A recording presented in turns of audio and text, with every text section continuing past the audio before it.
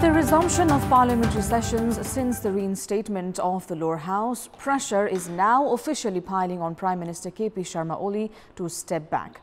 Lawmakers from Maoist Centre and other opposition parties have continued to call the Premier's House dissolution last year unconstitutional and have demanded he leave on ethical grounds. As the intra-party polarization within CPN-UML continues, the Premier is sure to brace tougher political days ahead. Good morning, I'm Sarah Sapsanama and these are the headlines of the hour. Maoist Centre along with opposition parties flayed the government in the House session. Opposition leaders demand the Prime Minister's resignation. Transport entrepreneurs piled pressure on the government to adjust the public vehicle fare by up to 30%. Government hints at succumbing to pressure. As continental Europe braces for a third wave of coronavirus infections, Germany mulls over reimposing lockdown. France and Poland follow suit. And the auction for Nepal Super League, the first ever franchise football done. 8 players sold for a maximum 200,000 rupees.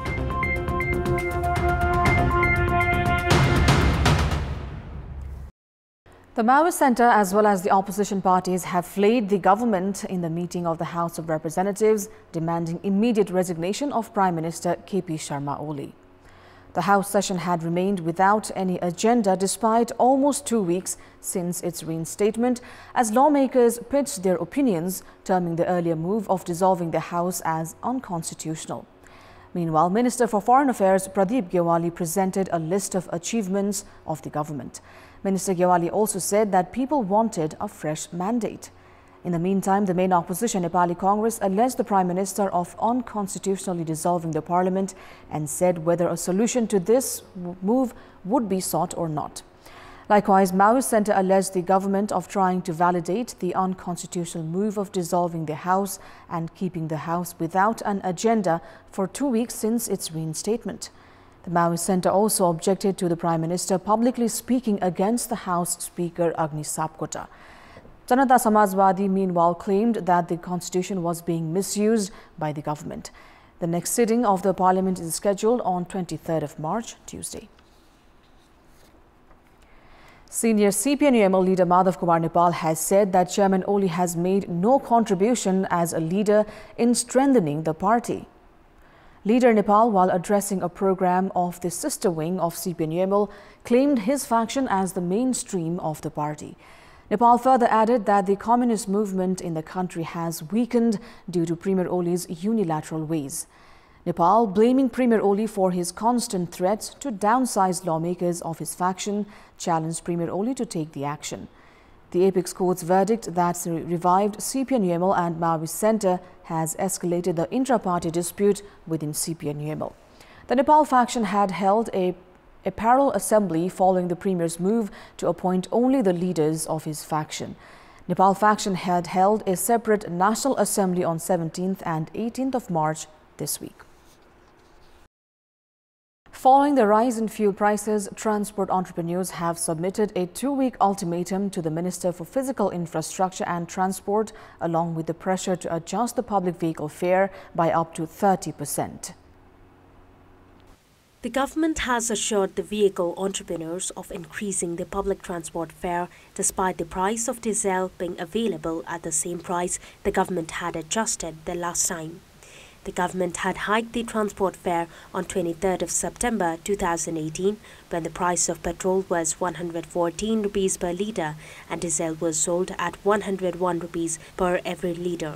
Prior to that, the public transport fare was hiked by 10% in February 2016 when the price of petrol was increased from 99 rupees to 114 per litre and the price of diesel hiked to 101 rupees from 75 rupees per litre.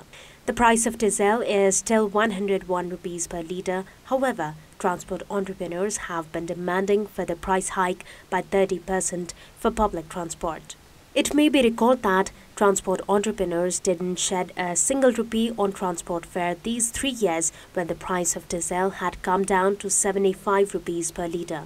Law practitioners have meanwhile turned the transport entrepreneurs' hasty demand to increase the price as the high-handedness. Meanwhile, the government has already started the legwork to hike transport fares as a meeting in this regard was held on Friday. Kantipur Television Network Private Limited launched its new channel Kantipur Cineplex HD. Chairman and Managing Director of Kantipur Media Group KMG Kailas Siroya launched the new channel amid a special function in the capital. KMG Chairman Siroya announced that Kantipur Cineplex would present films and entertainment programs and even produce films through Kantipur's studio in the coming days. Various dignitaries representing film fraternity expressed their belief in the new television channel, citing that the channel would prove pivotal in uplifting Nepali cinema industry. Director Min Bham's Kalo Pothi, with its English name The Black Hen, was televised with the launch of Kantipur Cineplex HD. In our Public Voice segment, we asked Surkhet what's their take on the government's ignorance towards players and sports sector that have made records in national and international events. Let's take a look at what they had to say.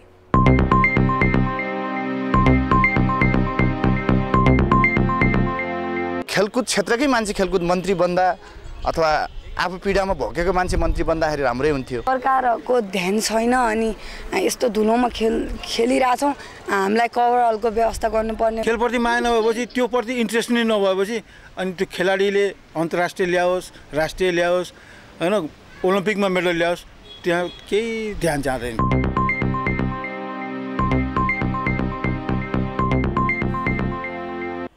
Time now for our segment Public Pulse, where you text us with your opinion. The question is, what do you say to the trend of increasing fare on slight hike of petroleum products but not slashing at the time of decreasing prices? Your options are A, profit-oriented practice, B, nexus with regulator, and C, compulsion to cover expenses. The voting is on. Type NEWS, select your option A, B or C and send it to 34001 to share your opinion with us.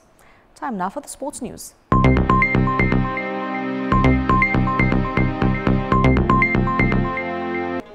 Players have been selected from auction held yesterday for the first ever Nepal Super League, a franchise football tournament.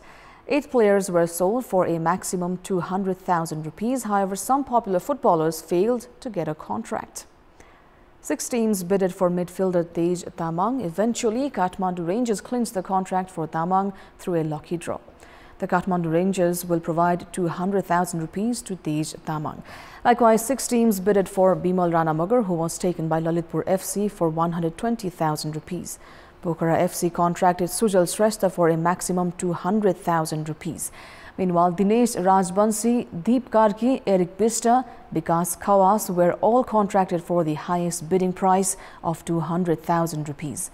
Some 51 players remained unsold, while each team needed to recruit 14 players. And with that, we move on to our special segment, Media Watch.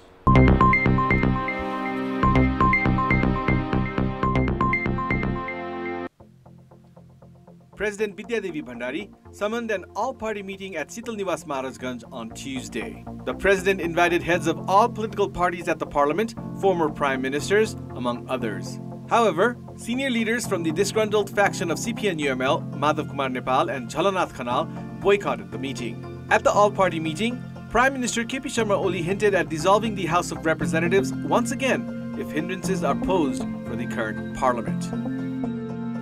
The parliamentary party meeting of the ruling CPN-UML formed a 3-member committee to amend the party statute. The meeting held at the Prime Minister's official residence in Balwatar on Thursday formed the committee under the coordination of Chief Whip Vishal Bhatrai, with lawmakers Sherbahadur Tamang and Bimala Paudel Rai as its members. Likewise, the meeting also formed a 24-member parliamentary party board led by party chairman and Prime Minister KP Sharma Oli. Senior leaders Madhav Kumar Nepal and Jhalanath Khanal were also nominated for the parliamentary party board. Lawmakers from the dissident faction of the CPN-UML, led by senior leader Nepal, however, boycotted the meeting despite receiving invitation. The Nepal faction has been reiterating that the Prime Minister must withdraw the decision taken on 12th of March as a minimum condition for the faction to attend any meetings summoned by Premier Oli. The dissident faction of the CPN-UML held a 2-day gathering of leaders and cadres of the Madhav Kumar Nepal Jhalanath Khanal faction, which ended on Thursday. The gathering held in Lalitpur concluded that party chairman and Prime Minister KP Sharma Oli violated the line of action framed by the party's 9th General Convention. The gathering also decided to move the party ahead as per the guidelines conceptualized by the General Convention. Passing a 17-point political resolution, the meeting clearly rejected the unilateral decisions of Chairman Oli, saying that the party would move ahead based on the verdict of the Supreme Court. Welcoming the decision to reinstate the House of Representatives, the gathering, however, objected to the Apex Court's verdict that divided CPN-UML and CPN-Mao Center as separate parties. The faction claimed that 5,000 leaders and cadres had attended the two-day gathering. This is Abhyuday Shrestha for Media Watch and Kantipur News Desk.